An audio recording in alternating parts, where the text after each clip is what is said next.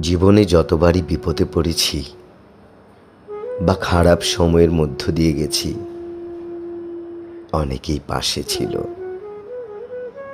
কিন্তু দুঃখজনক হলেও সত্য, কেউ কখনো হাত ধরেনি, ধরেছে শুধু ভুল। তারপর থেকে আমি একা থাকতে শিখেছি, হঠাৎ করে না, ধীরে ধীরে।